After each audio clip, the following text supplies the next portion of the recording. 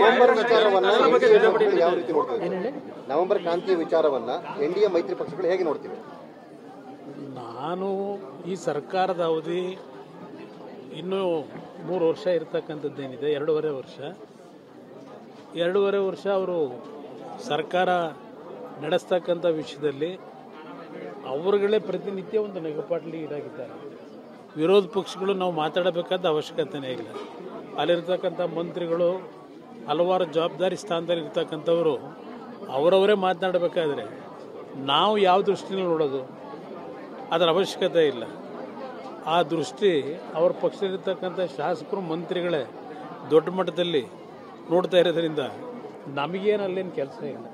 ಸಾಮಾಜಿಕ ಶೈಕ್ಷಣಿಕ ಸಮೀಕ್ಷೆ ನಿನ್ನೆಗೆ ಅಂತ್ಯ ಆಗಿದೆ ಸರ್. ಮನೆಗೆ ಹೋಗಿ ಮಾಡ್ತಾ ಇದ್ರು. ಏನು ಸಾಧನೆ ಮಾಡ್ತಾರೆ? ಅದರಿಂದ ಏನು ಸಾಧನೆ ಮಾಡ್ತಾರೆ? ಎಷ್ಟರ ಮಟ್ಟಿಗೆ ಆ ಒಂದು ಸಮೀಕ್ಷೆಯನ್ನು ನಡೆಸಿದ್ದಾರೆ? ಎಷ್ಟರ ಮಟ್ಟಿಗೆ ಜನತೆ ಆ ಸಮೀಕ್ಷೆಗೆ ಸ್ಪಂದಿಸಿದ್ದಾರೆ? ಇಲ್ಲಿ ಇರ್ತಕ್ಕಂಥದ್ದು ಸರ್ಕಾರದ ಕಾರ್ಯಕ್ರಮ.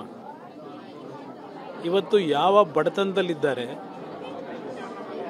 ಜಾತಿ ಪ್ರಶ್ನೆ ಇಲ್ಲ. ಇಲ್ಲಿ ಎಲ್ಲ ಜಾತಿನಲ್ಲೂ ಬಡವರಿದ್ದಾರೆ, ಎಲ್ಲ ಜಾತಿನಲ್ಲೂ ಅವಿದ್ಯಾವಂತರಿದ್ದಾರೆ.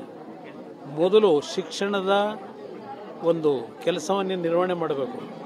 ಇವತ್ತು ಯಾವುದೋ ಒಂದು ಪತ್ರಿಕೆಯಲ್ಲಿ ನೋಡ್ತಾ ಇದ್ದೆ, 63,000 ಶಿಕ್ಷಕರ ಕೊರತೆ ಇದೆ ಅಂತ ಹೇಳಿ. ನಿಮ್ಮ ಬೆಂಗಳೂರು ಯೂನಿವರ್ಸಿಟಿನಲ್ಲಿ 140-150 ಸ್ಯಾಂಕ್ಷನ್ ಪೋಸ್ಟ್ ಇದೆ. 6 ಜನ 7 ಜನ ಪ್ರಾಧ್ಯಾಪಕರನ್ನು ಇಟ್ಕೊಂಡಿದ್ದಾರಂತೆ. ಇಂಥ ಒಂದು ಸರ್ಕಾರ ಯಾವ ಸಮೀಕ್ಷೆ ಮಾಡಿ ಏನು ಸಾಧನೆ ಮಾಡಿ ಜನಗಳ ಬದುಕನ್ನು ಕಟ್ಕೊಡ್ತಾರೆ? ಇದು ಇರ್ತಕ್ಕಂಥ ಪ್ರಶ್ನೆ. ಸರ್ಕಾರದಲ್ಲಿ ಹಲವಾರು ಲೋಪದೋಷಗಳನ್ನ ಇಟ್ಕೊಂಡು ಈ ಸಮೀಕ್ಷೆಗೆ ದೊಡ್ಡ ಮಟ್ಟದಲ್ಲಿ ಪ್ರಚಾರ ಮಾಡ್ಕೊಂಡು, ಅದು ಸಿದ್ದರಾಮಯ್ಯರ ಸಮೀಕ್ಷೆ, ಅದು ನನ್ನ ಅಭಿಪ್ರಾಯದಲ್ಲಿ ಅವರ ಒಂದು ಕೆಲವು ಇಡನ್ ಅಜೆಂಡಾಗಳಿಗೆ ಮಾಡ್ಕೊಂಡಿರ್ತಕ್ಕಂಥ ಸಮೀಕ್ಷೆ. ಅದು ನಾಡಿನ ಜನತೆಯ ಉದ್ಧಾರಕ್ಕೆ ಮಾಡಿರ್ತಕ್ಕಂಥ ಸಮೀಕ್ಷೆ ಅಲ್ಲ. ಸರ್, ಟನಲ್ ಬಗ್ಗೆ ಜಟಾಪಟಿ ನಡೀತಿದೆ, ವಿರೋಧ ಮಾಡ್ತಿದ್ದಾರೆ. ಡಿ.ಕೆ. ಶಿವಕುಮಾರ್ ನೋಡೋಣ ಈಗ ರಾಜಕೀಯವಾಗಿ ಎಷ್ಟರ ಮಟ್ಟಿಗೆ ಟನಲ್ ಕೆಲಸ ಪ್ರಾರಂಭ ಮಾಡ್ತಾರೆ, ಎಷ್ಟರ ಮಟ್ಟಿಗೆ ಆ ಟನಲ್ ಬಗ್ಗೆ ನುರಿತ ತಂತ್ರಜ್ಞರಿದ್ದಾರೆ, ಅವರಿಂದ ಏನು ಮಾಹಿತಿ ತಗೊಂಡು ಯಾವ ರೀತಿ ಕೆಲಸ ಪ್ರಾರಂಭ ಆಗುತ್ತೆ ನೋಡೋಣ.